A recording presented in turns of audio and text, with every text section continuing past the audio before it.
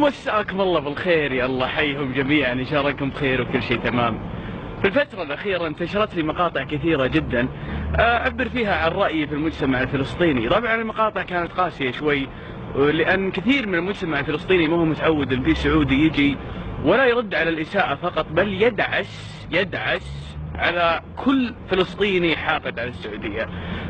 سببت المقاطع الكثير من الرعشة والصدمة في المجتمع الفلسطيني، ما هو بقضيتنا. كثير من الناس اتهموني بالعنصرية، واعوذ بالله ان اكون من العنصريين. انت لو تعرفني زين راح تتأكد اني ماني بعنصري. انا اكثر انسان حارب العنصرية بكل اشكالها والوانها. بالعكس انا اشوف ان الشعب الفلسطيني شعب كبقية شعوب الارض، تماما كالشعب الهندي، عفوا مع فارق التشبيه.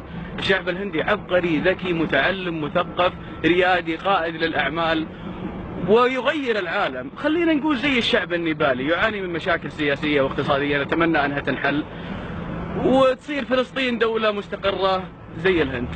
عزيزي الفلسطيني، أنت تعرف وين إسرائيل؟ روح لإسرائيل وحل قضيتك. ايش خلت أمنا معك في قضيتك هذه؟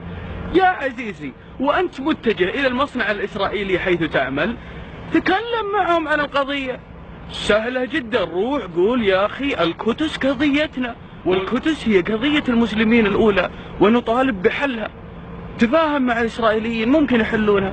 تدري كيف؟ لا، ممكن يفصلونك من المصنع. لا، إذا أخذت راتبك ورحت المقهى شيشة في تل أبيب، حاول تتكلم معهم عن القضية، ممكن يحلونها بدل ما تشيش في مقهى إسرائيلي وتمشي. ولا يا عزيزي أنت مرة ما ودك تتكلم عن القضية، ودك بس تزبط الراس بمعسل وتفل أمها، ولا ودك ببطل وتحتفل فيه مع بنات رام الله. هذه حياتك الشخصية ولا لي دخل فيك، ولا أنا بقول لك شو تسوي بحياتك.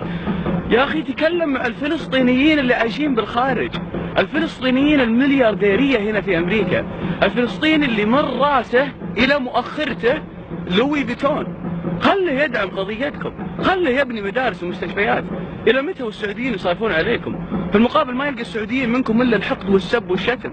خلاص كفاية، ترى السعوديين ما عادهم زي أول. السعوديين أقوياء جدا جدا اليوم، وتعلموا ودرسوا، ولعبكم وأكاذيبكم وشعاراتكم الرنانة ما عاد تمشي عليهم أبدا. يا عزيزي هي قضيتك، وأنت الوحيد من يقدر على حلها. السعوديين ما هم فاضيين لك، احنا مشغولين في المستقبل، نبني نيوم ونبني مشروع البحر الأحمر، وقاعدين نطمح طموحات عالية جدا. تجينا أنت تشغلنا بقضيتك، لا أبوك على أبو قضيتك. عزيزي الفلسطيني، ازعجت أمنا بالعروبة. عزيزي نحن لسنا بحاجة عروبة الاقتصاد، العروبة اللي ما تجي لو احنا أغنياء ما نبيها. عروبتكم هذه كلام فاضي، والعربية هي فقط لغة. انت تتكلم عن العرق، فنحن العرب الأقحاح، نحن العرب الأصل. فلا تحاول ترتزق بسبب لغة مشتركة بيننا وبينك، تجعل مشاكلك مشاكلنا وتطلب منا حل مشاكلك. في المقابل أنت قاعد على بطل وتحتفل مع بنات رام الله. قضيتك هي قضيتك أنت، ومشكلتك هي مشكلتك أنت، وأنت الوحيد القادر على حلها. روح حل قضيتك، حل قضيتك بنفسك. حنا مشغولين بمستقبل جدا جدا جدا مشرق. مع السلامة.